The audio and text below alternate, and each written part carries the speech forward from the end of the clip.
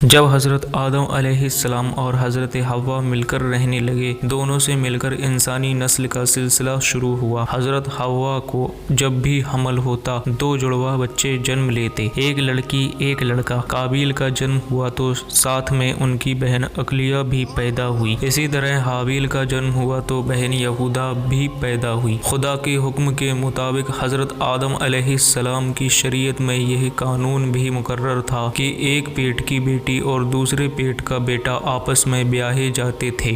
حضرت آدم علیہ السلام نے اسی قانون کے مطابق ان کی آپس میں شادی کر دینی چاہی، لیکن قابیل نے باپ کا حکم نہ مانا۔ حضرت آدم علیہ السلام نے حل یہ نکالا کہ دونوں بیٹے قربانی پیش کریں، جس کی قربانی قبول ہو عقلیہ اس کے نکاح میں آئے۔ اس زمانے میں قربانی کا دستور یہ بنایا گیا تھا کہ اگر دو آدمی آپس میں جھگڑتے تو دونوں اپنی اپنی قربانی پہاڑ پر رکھتے، پھر بنا دھوئیں کی آگ آسمان سے اترتی اور جو حق پر ہوتا تھا اس کی قربانی کو قبول کر لیتی۔ جب دونوں بھائی راضی ہوئے تو حابیل نے ایک موٹا تازہ مینڈھا اپنے گلے میں سے جدا کیا اور قابیل ایک ٹوکرا گیہوں کا لے کر جا کر رکھ دیا۔ جب یہ دونوں پہاڑ پر اپنی قربانی کو رکھ آئے تو خدا کی قدرت سے ایک آگ آسمان کی طرف سے آئی اور حابیل کی قربانی کو قبول کر لیا۔ قابیل جل اٹھا، بولا حابیل میں تجھے اب قتل کر دوں گا۔ حابیل بولے اللہ تو پرہیزگاروں کی قربانی قبول کرتا ہے، اگر تم مجھ پر ہاتھ چلاؤ گے تو بھی میں تجھ پر ہاتھ نہ ڈالوں گا،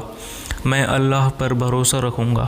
لیکن قابیل تو جلن کا شکار ہو گیا تھا۔ اس پتھر دل نے موقع دیکھ کر حابیل کے سر پر ایسا پتھر مارا کہ حابیل شہید ہو گئے۔ قابیل نے بہت بڑا گناہ کیا تھا۔ حابیل کے شہید ہونے پر قابیل جب ہوش میں آیا تو پریشان ہو اٹھا، بھائی کی لاش اٹھائے اٹھائے پھرتا رہا، سمجھ میں نہ آتا تھا کہ کیا کرے، کس طرح لاش کو دوسروں کی نظر سے چھپائے۔ پھر اللہ کے حکم سے دو کوے آئے، بیوی آپس میں لڑنے لگے، ایک نے دوسرے کو مار کر گرا دیا اور اپنے پنجوں سے زمین کھود کر اس کو گاڑ دیا۔ قابیل اس پورے واقعے کو اپنی آنکھوں سے دیکھ چکا تھا، من ہی من سوچنے لگا افسوس کہ کوے سے بھی گھٹیا ہوں کہ اپنے بھائی کی لاش نہیں چھپا پاتا۔ پھر اس نے زمین کھودی اور بھائی کی لاش کو ڈھانک دیا۔ قابیل کا یہ جرم بھیانک تھا، خدا نے حکم دیا کہ سزا کے طور پر اسے بھی قتل کرو۔ قابیل کو معلوم ہوا تو وہ بھاگ کھڑا ہوا اور یمن دیش پہنچا، وہاں وہ آگ کی پوجا کرنے لگا۔ حضرت آدم علیہ السلام ہمیشہ کعبہ کو حج کے واسطے جایا کرتے تھے۔ ایک بار عرفات پہاڑ پر گئے، اللہ تعالیٰ نے ان کی پیٹھ سے قیامت تک پیدا ہونے والی تمام نسل کی روحوں کو، جن میں اچھوں کو سیدھی طرف سے اور بروں کو الٹی طرف لا کر کھڑا کیا اور ان سے پوچھا الستو بربکم، کیا تمہارا رب نہیں ہوں؟ سب نے کہا بلا، ہاں تو ہمارا رب ہے۔ اللہ تعالیٰ نے ان کے اس اقرار پر فرشتوں کی گواہی لی اور اسے حجر اسود کالے پتھر میں امانت کے طور پر رکھ دی۔ حضرت علی رضی اللہ تعالیٰ عنہ اسی لیے روایت کرتے ہیں کہ جو کوئی حج کرے گا تو حجر اسود اس کی گواہی دے گا۔ جب حضرت آدم علیہ السلام نے اپنی اتنی نسل کو دیکھا تو خدا سے عرض کیا کہ خدا بند، اتنے سارے لوگ دنیا میں کہاں سمائیں گے؟ ارشاد ہوا کہ یہ تمام روحیں ایک ساتھ دنیا میں نہیں آئیں گی، کچھ کو زمین پر رکھوں گا، کچھ مرنے کے بعد زمین کے نیچے ہوں گی، کچھ کو باپوں کی پشت میں اور کچھ ماؤں کے پیٹ میں ہوں گی۔ حضرت آدم علیہ السلام جب عرض کر رہے تھے اس وقت حضرت آدم علیہ السلام کی سیدھی طرف ایک حسین نوجوان موجود تھا، وہ رو رہا تھا۔ حضرت آدم علیہ السلام کی نظر اس پر پڑی تو انہوں نے حضرت جبرائیل علیہ السلام سے پوچھا یہ کون ہے؟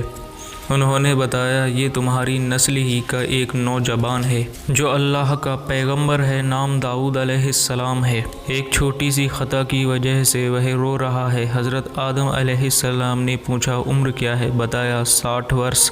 پھر حضرت آدم علیہ السلام نے قبلے کی طرف منہ کر کے دعا کی کہ خدا بند میری عمر تو نے 1000 برس مقرر کی ہے، میری اس عمر میں سے تو اس کو 40 برس دے دے۔ اللہ نے یہ دعا قبول کر لی۔ اس طرح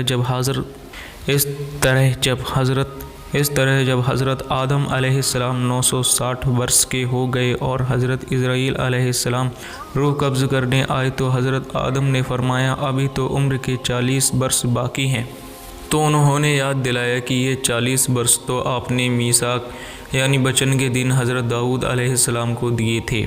حضرت آدم کو یہ بات یاد نہ رہی تھی، اسی لیے وہ برابر انکار کرتے رہے۔ اللہ نے بہرحال ان کی بات مان لی، لیکن آئندہ کے لیے یہ حکم ہو گیا کہ ہر معاملے کو گواہوں کے ساتھ لکھ دیا جایا کرے تاکہ کوئی انکار نہ کر سکے۔ حضرت آدم علیہ السلام بیمار ہوئے تو ان کو بہشت کے میووں کے کھانے کی خواہش ہوئی۔ اولاد سے کہا کہ وہ اسے حاصل کرے۔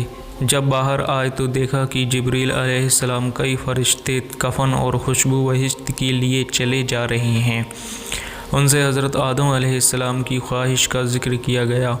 حضرت جبریل علیہ السلام نے بتایا کہ ہم اسی لیے آئے ہیں کہ ان کو وہاں پہنچا دیں جہاں وہ اپنی خواہش پوری کر لیں گے۔ پھر حضرت آدم علیہ السلام نے اپنی بیوی اور لڑکوں سے فرمایا کہ تم یہاں سے جاؤ اور مجھے خدا کے فرشتوں پر چھوڑ دو۔ حضرت آدم علیہ السلام خدا کی یاد میں لگ گئے، یہاں تک کہ فرشتوں نے ان کی روح قبض کر لی۔ حضرت آدم علیہ السلام کی نماز جنازہ حضرت شیش علیہ السلام نے جبریل علیہ السلام کی تعلیم کے مطابق پڑھائی اور حضرت آدم کو دفن کر دیا گیا۔ قیامت تک آدم کی نسل کے لیے نماز جنازہ کی یہ رسم اسی وقت سے چل رہی ہے۔